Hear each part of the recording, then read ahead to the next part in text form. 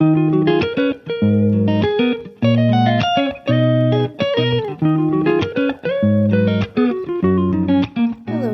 welcome back to my channel. In today's video we are going to make some cards and matching envelopes using the We Are Memory Keepers 123 punch board. So I'm just going to make some little mini cards. These could be used as just a little thinking of you.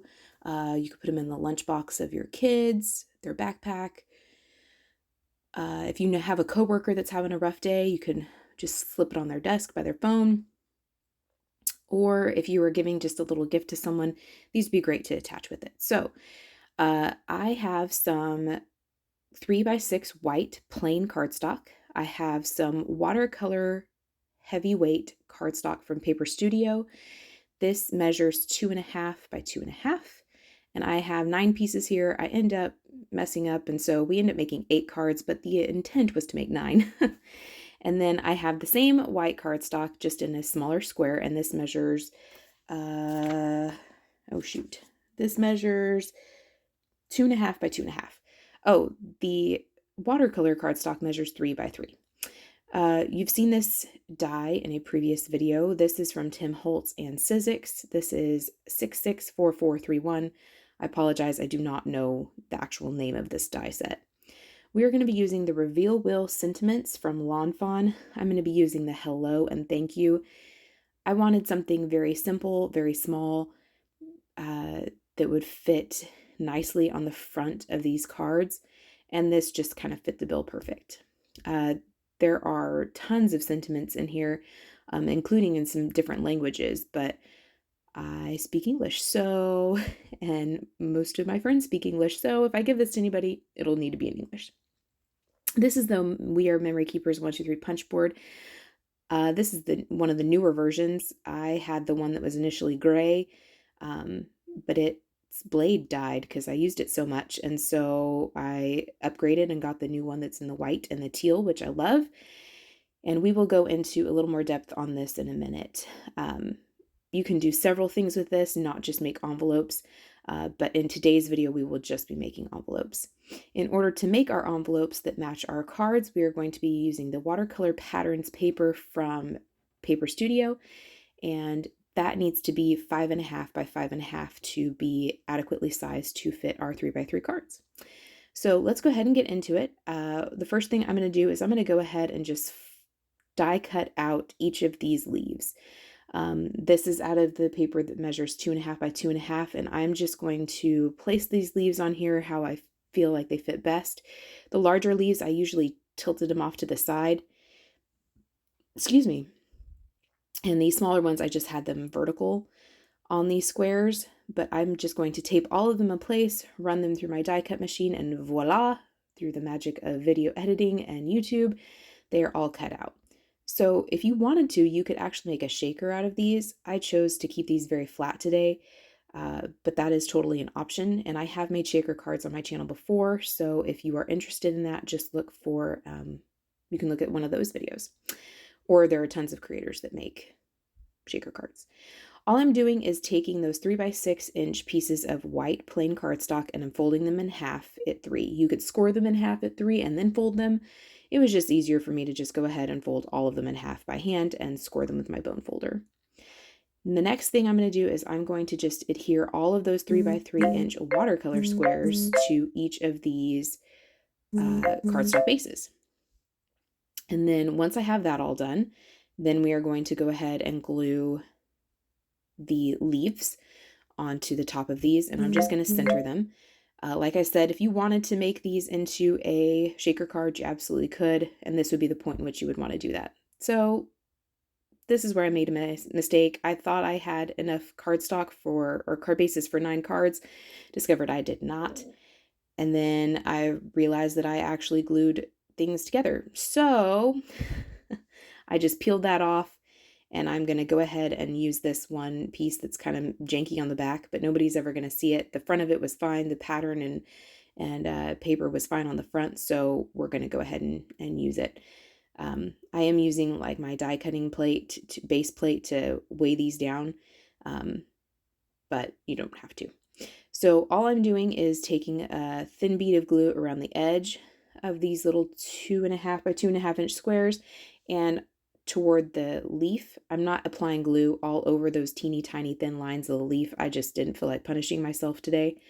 But you absolutely could if you don't want them to raise up a little bit, because they do. Some of these finer lines and some of the bigger leaves, they don't lay flush to the card. And if that bothers you, then by all means, you can either run these through with like spray adhesive, or you can apply little dabs of liquid glue, or you could do like sticker sheets, make them into stickers before you die cut them. So now I have chosen my 2 sentiments from that Reveal Wheels sentiment set from Lawn Fawn. And like I said, I'm just using the hello and thank you. I thought these were, I mean, if you were going to do these for your kids, maybe you'd want to put like enjoy your day or miss, love you, be good, whatever, whatever you wanted. You could even write a little sentiment or not put a sentiment on here at all. But for my set, I did choose to put thank you and hello. So I am just using Versafine Onxy Black ink to apply the sentiment, and I'm just going to free range stamp this. I'm not going to use a MISTI or any positioning tool. I'm just going to apply these to an acrylic block and stamp all of these out.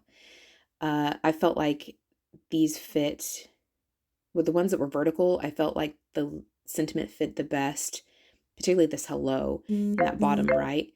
But that leaf that was kind of cocked to the side, I placed it just kind of along the body of the leaf, and I thought that was kind of cute and a good place for it. With the thank you, with the leaf cocked to the side, it fit just fine, and in fact, it fit just fine on all of them. Like I said, I chose this particular set for these sentiments just because of their size, and they have a very basic font that could go with any gender. It's not like a super scripty font or a very big blocky font that you may want to pair with a specific gender. It's just a very basic font. So these are all of the cards done. So now we're going to move on to our envelope. And like I said, we are using the We Are Memory Keepers 123 Punchboard. Stampin' Up! Used to have a envelope punch board. They no longer have that in their stores. They no longer carry that. They've discontinued it.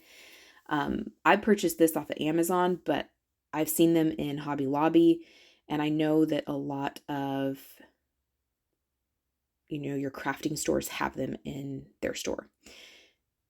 They make several things, but today we are just going to be making an envelope. So this board has a little scoring tool that comes with it, and it has its own little holder for it, and that's to that right side, that notch right there. You can absolutely use that, or you can use any scoring and folding tool that you have. This little button up here, there is a side that cuts a slit. If you were using it to make a box or something like that, you would need that. And then there is a corner rounder off to the right-hand side of that. You can corner round your envelopes. I completely forgot about it, and so they are all pointy, but you can use your corner rounder on your punch board to do so. So this punch board is fantastic that on the door, it actually has all of your instructions. It comes with instructions like a booklet, and that has other ideas, other things you can create with this board. But the basic things, the 1, 2, 3 part of it, they actually put the instructions and all of your guides on the door, which is wonderful, because I know some people struggle to keep hold of instruction manuals, or they just don't like the clutter, or they get beat up or whatever. So the fact that this is printed on the door is wonderful. So in order to make an envelope that fits our punch board, fits our cards, we have to have a piece of paper that is 5.5 by 5.5 square. That is what this punch board says to make. So I just cut that watercolor pattern paper from Paper Studio to 5.5 by 5.5 inch square. The next thing I'm going to do is I'm going to line this up at the 2 3/4 mark. There is a ruler that is measured and labeled in 1/8 inch increments on this punch board, so you don't have to guess, you don't have to try to figure it out. It is labeled clearly what is each measurement. So that's very good, particularly if you struggle with those particular measurements. So I put this in at 2 3/4, and then this left little notch right here is where you're going to actually score. So I just put my little scoring tool that's included in there all the way down and scored it. Now, if you had a bigger piece of paper you were scoring, that's why that little arm is there. You extend that arm and you won't like run off the edge of your paper, which is very handy. So now we have that little score line right there, and you no longer need to worry about that 2 3/4 mark. You only need that when you make your first punch and score. That's the only time you use that 2 3/4 mark. Now what you're going to do is you're going to take that score line you created, and this notch to the left, you're just going to place that score line in the very center of that. That score line is going to go right through the middle of those two little feet that stick out. You're going to punch it and you're going to score again in that same line. So now you have 2 score lines and 2 little punches, 2 little notches. You're going to rotate your paper a quarter of a turn one more time and repeat that, lining up that score line in the middle of those 2 little feet, punch, and then score in that score line. You're going to rotate your paper again and repeat it. If you wanted to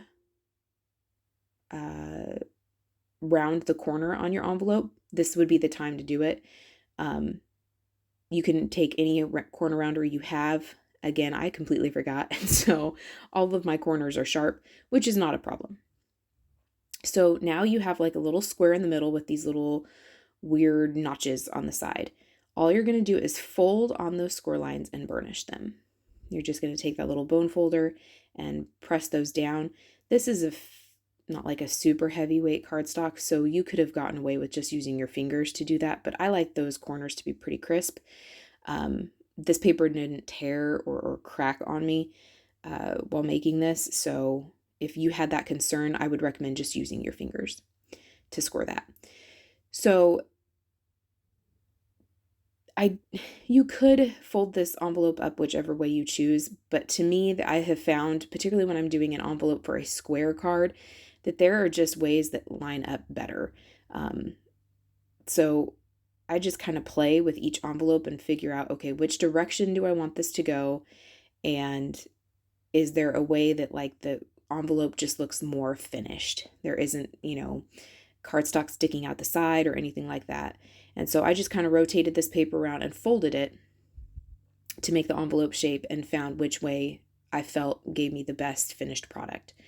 So in order to get this to close and to get your finished envelope shape, you are just going to apply some double-sided tape. This is 1/8 inch tape off of Amazon, but 1/8 inch score tape would work.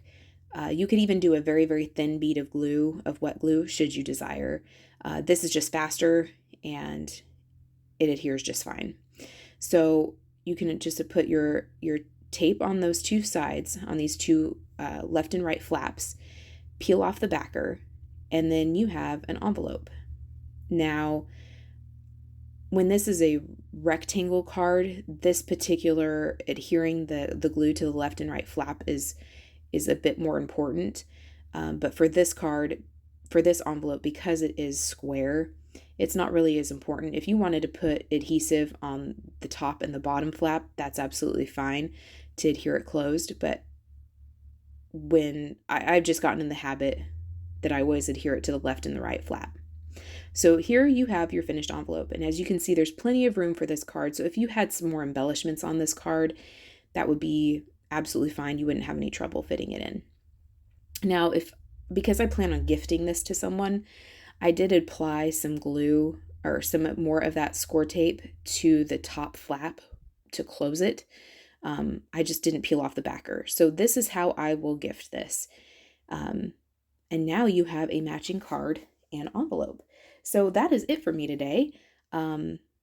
We, in a future video, are actually going to make a box to store all of these finished cards and envelopes in, but that is in a future video. So that is your finished card and envelope. Like I said, thank you so much for joining me, and we will see you next time.